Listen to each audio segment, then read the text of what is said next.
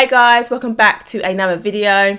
So today I'm going to be sharing with you 3 things that you want to avoid when it comes to having high porosity hair. So if you're someone that has high porosity hair and you're having issues with dryness, then hopefully after watching this video, you'll know exactly what to do. But firstly, if you're new to my channel, thanks so much for stopping by. My name is Julie, and on my channel you'll find lots of hair care tips, tutorials, hairstyles, all that type of stuff. So if you like what you see, then make sure you subscribe. Okay guys, if you want to find out what these 3 things that you need to avoid, then make sure you keep watching. Just for anyone that doesn't know, so porosity is all to do with your hair's ability or inability to retain moisture. So basically, when you moisturize your hair, how long does that moisture stay in your hair before it becomes dry again?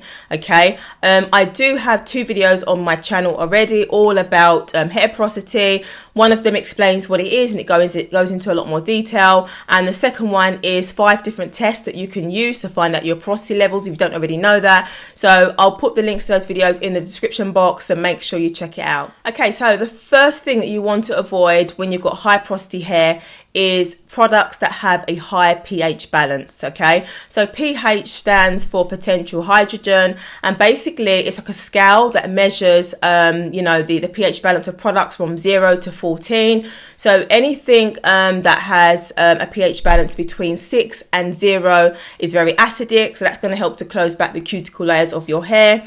7 is neutral, and anything from 8 up to 14 is very alkaline, and that's going to open up the cuticle layers, or lift it, should I say.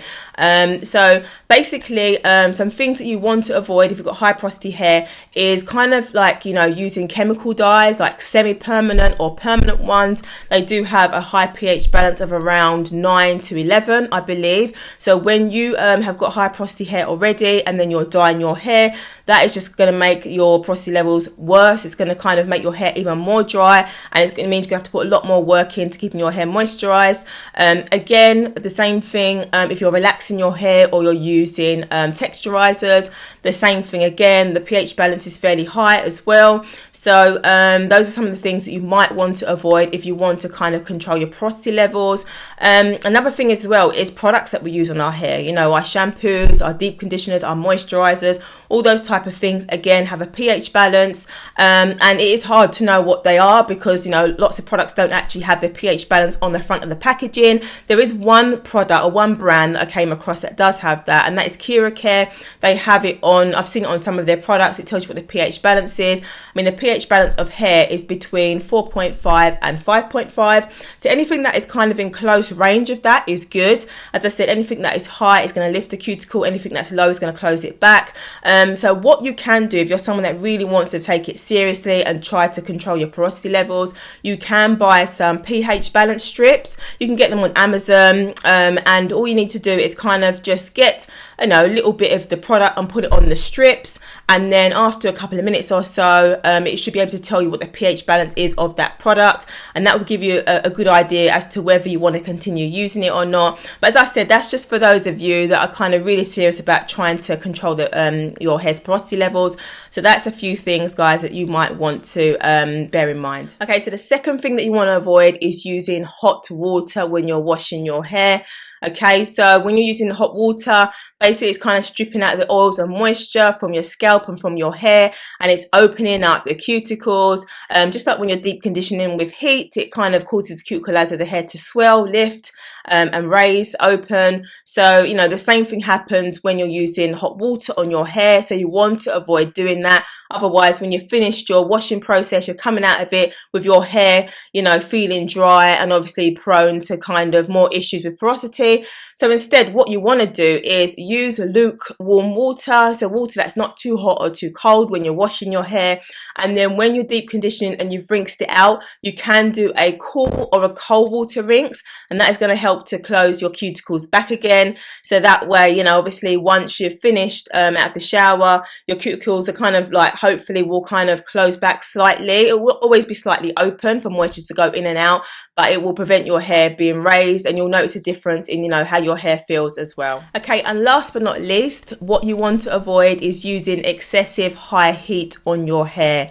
Okay, so I know a lot of people do like to use heat on their hair, but when you have got high porosity hair, you know, obviously the cuticle layers are raised, so there's already kind of gaps and holes in the cuticle layers of the hair, and when you're using heat excessively and regularly, that's going to kind of damage your hair even more. So it's going to be even difficult for you to kind of retain moisture into your hair when you've got issues with that. So you want to kind of just kind of lay off of it, either avoid it altogether, or if you absolutely must use heat, then make sure you're using a low to medium setting. Also when you're blow drying your hair, because when I'm talking about heat, I'm talking about like blow dryers, straighteners, curling wands, all those type of things. You know, deep conditioning is fine, that's indirect heat, you can use that when you're deep conditioning, but I'm just talking about like heat appliances that you use for styling your hair. You know, you want to kind of avoid using that too often, but as I was saying, if you want to continue using it, then make sure that it's low to medium setting. When you're blow drying your hair or straightening it, don't go over the same sections too many times.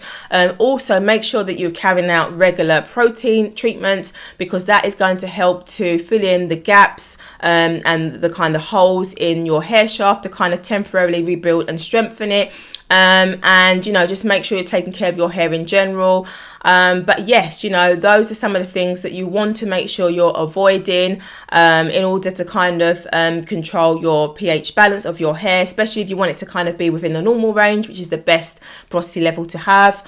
So yes guys, I hope that's going to be helpful to you. Let me know in the comments if you know, if you guys are kind of making any of these mistakes, and give them a try and see how they go. And let me know if there's any other things as well that you feel is going to help someone else as well that's got high porosity hair. I mean, there's so many different things that, you know, you need to be careful of, but those are the 3 things that I just wanted to highlight to make sure you guys are not doing, so that's going to kind of help you to kind of manage your hair a little bit better. Okay guys, I hope you enjoyed this video. If you did, please do give it a thumbs up, I'd appreciate that.